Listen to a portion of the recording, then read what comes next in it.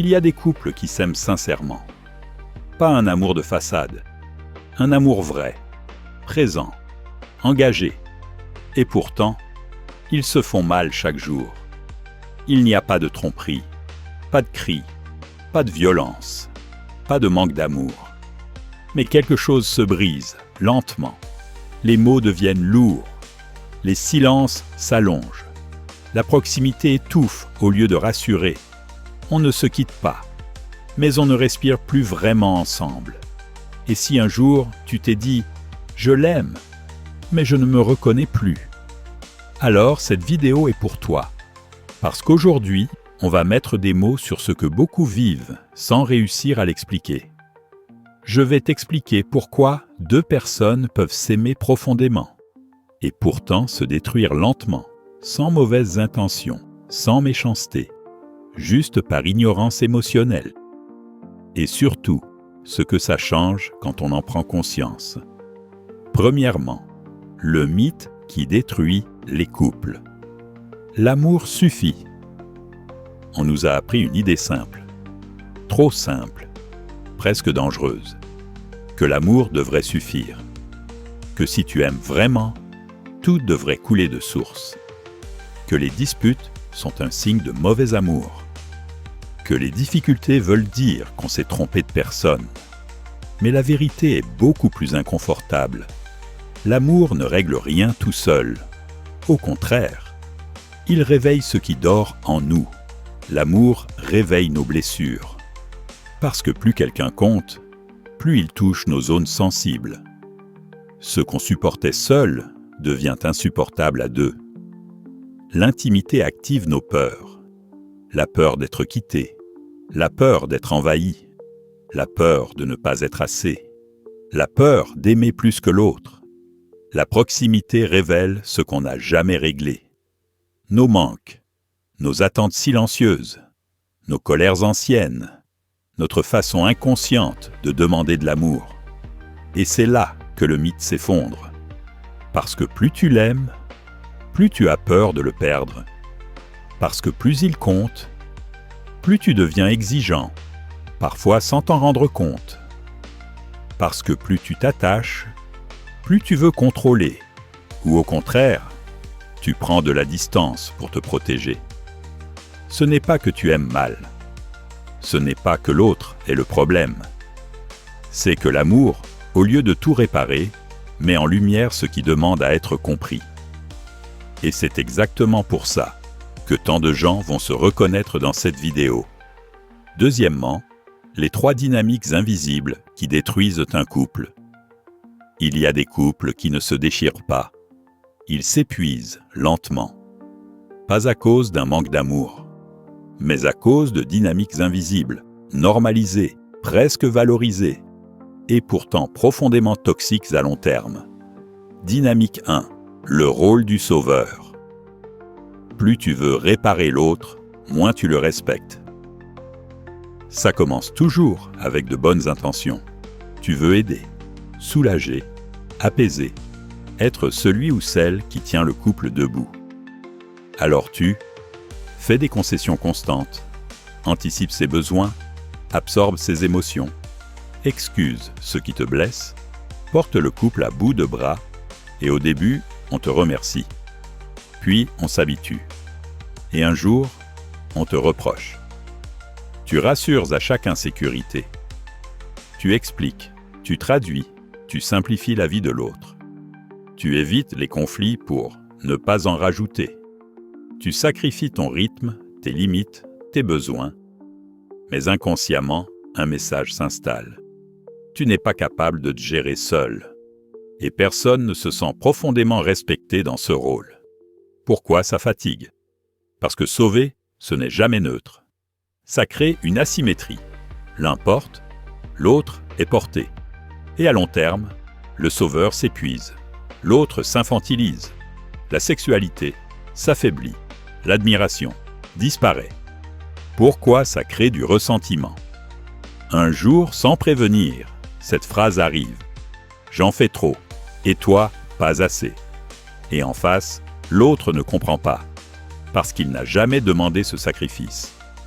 Résultat, colère silencieuse, reproche déguisé, sensation d'être exploité émotionnellement. Le sauveur devient amer.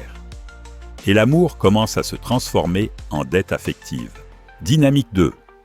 Le couple devient un refuge contre soi. On attend de l'autre ce qu'on ne se donne pas. Sans s'en rendre compte, beaucoup de couples utilisent la relation pour combler un vide intérieur. On attend de l'autre la sécurité qu'on ne ressent pas seul, la valeur qu'on ne se reconnaît pas, la reconnaissance qu'on n'a jamais reçue, le calme intérieur qu'on ne sait pas créer. Le couple devient alors une béquille émotionnelle, un anxiolytique affectif, une preuve qu'on vaut quelque chose. Mais aucun être humain ne peut porter ça longtemps. Quand l'autre va mal, tout s'effondre. Quand l'autre prend de la distance, c'est la panique. Quand l'autre n'est plus disponible, c'est l'angoisse. Parce que ce n'est plus une relation. C'est un système de survie émotionnelle. Et plus l'autre ressent ce poids, plus il étouffe, plus il s'éloigne, et plus la dépendance augmente. Cercle parfait de destruction lente. Dynamique 3. L'amour devient une prison émotionnelle. On reste non par choix, mais par peur. À ce stade, beaucoup ne restent plus par amour conscient. Ils restent par peur d'être seul, peur de devoir recommencer, peur de se dire « j'ai perdu des années », peur d'affronter le vide. Alors, on supporte l'insupportable. On banalise la frustration. On anesthésie le manque. On dit « ce n'est pas si grave ». Tous les couples ont des problèmes. Mais à l'intérieur, quelque chose se ferme. La relation devient une cage confortable. On souffre moins que seul, mais on ne vit plus vraiment. Et c'est là que naissent la froideur, l'indifférence, les vies parallèles, la mort lente du désir. Troisièmement, le vrai problème. À ce stade, une vérité dérangeante doit être posée. Ce n'est pas ton couple le problème, c'est ton rapport à l'amour. Beaucoup de couples ne manquent pas d'amour. Ils manquent de maturité émotionnelle. Et ça se voit dans la confusion entre aimer vouloir le bien de l'autre sans se perdre soi-même. Dépendre. Avoir besoin de l'autre pour ne pas s'effondrer. Fusionner. Confondre amour et disparition de ses limites. Choisir. Rester librement, sans peur, sans dette émotionnelle. Tant que l'amour est une nécessité vitale, il devient une pression. Le jour où l'amour devient un choix conscient, il redevient léger, vivant, nourrissant. Et la vraie question à te poser n'est pas « est-ce que je l'aime encore ?» mais « est-ce que je sais aimer sans me renier ?» Dans quelle dynamique tu t'es reconnu le plus ? Quatrièmement, ce qui sauve vraiment les couples.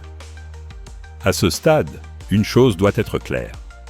Ce qui sauve un couple, ce ne sont pas des techniques, ce ne sont pas des phrases à répéter, ce ne sont pas des astuces de communication, ce sont des principes intérieurs, simples à comprendre, difficiles à incarner. Apprendre à rester entier dans la relation. Un couple solide, ce n'est pas deux moitiés qui se complètent. C'est deux personnes entières qui choisissent de marcher ensemble. Rester entier, ça veut dire ne pas abandonner sa voix pour éviter un conflit, ne pas abandonner ses limites pour être aimé, ne pas s'effacer pour maintenir l'harmonie. Paradoxalement, plus tu t'affirmes calmement, plus la relation respire. Plus tu t'effaces, plus la tension augmente. Un couple ne se fragilise pas parce que chacun existe. Il se fragilise quand l'un disparaît. Ne plus faire porter à l'autre ses blessures. Aucun partenaire n'a été embauché pour réparer ton passé. L'autre peut accompagner, soutenir, comprendre. Mais il ne peut pas combler une blessure d'abandon. Il ne peut pas réparer une enfance instable. Il ne peut pas prouver à ta place que tu as de la valeur. Attendre ça de lui, c'est transformer l'amour en pression permanente. Les couples qui durent ont compris une chose essentielle. Ce qui m'appartient émotionnellement m'appartient. Et à partir de là, l'amour redevient un lieu de partage. pas une salle de réparation. Aimer sans se nier. L'amour adulte n'est pas un sacrifice permanent. Aimer sans se nier, c'est savoir dire « Je t'aime, mais là je ne suis pas d'accord. Je tiens à toi, mais j'ai besoin de cet espace. Je reste par envie, pas par obligation. » Plus tu te respectes, moins tu demandes à l'autre de te rassurer. Et plus tu es aligné, moins tu entres dans les jeux de pouvoir, de contrôle ou de fuite. L'amour ne s'approfondit pas par la soumission. Il s'approfondit par la vérité. Rester par choix, pas par peur, c'est peut-être le point le plus libérateur et le plus confrontant. Un couple commence vraiment le jour où chacun pourrait partir, mais choisit de rester. Quand tu ne restes plus par peur du vide, par peur d'être seul, par peur d'avoir perdu du temps. L'amour change de vibration. Il devient plus calme, plus présent, plus conscient. Ce n'est plus « ne me quitte pas », c'est « je suis bien ici, avec toi ». Et c'est là que la relation retrouve la légèreté, l'attraction, la complicité, le respect mutuel. Si cette vidéo t'a touché, ce n'est pas parce que ton couple est un problème. C'est parce que, quelque part en toi, tu sens que tu n'as plus envie d'aimer comme avant. Tu n'as plus envie de te perdre pour être aimé. Plus envie de porter ce qui ne t'appartient pas. Plus envie de confondre amour et survie émotionnelle. Et c'est une bonne nouvelle. Parce que les relations les plus fortes ne naissent pas quand deux personnes se complètent, mais quand deux personnes se rencontrent vraiment, sans masque, sans peur, sans se fuir. Peut-être que tu es en couple. Peut-être que tu es seul. Dans les deux cas, ce message te concerne. Tu peux aimer sans t'oublier. Tu peux être proche sans te dissoudre. Tu peux choisir l'amour, sans t'y emprisonner. Si ce genre de réflexion te parle, si tu veux comprendre les vraies dynamiques émotionnelles derrière les relations et construire des liens plus sains, plus conscients, plus solides, alors abonne-toi à cette chaîne. Pas pour consommer du contenu, mais pour évoluer dans ta manière d'aimer. Chaque semaine, ici, on parle de maturité émotionnelle, relations conscientes, blessures invisibles, amour réel, pas idéalisé. Et si tu penses à quelqu'un pendant que tu regardes cette vidéo, ce n'est pas un hasard. Partage-la. Parfois, un seul message, bien entendu, change toute une relation.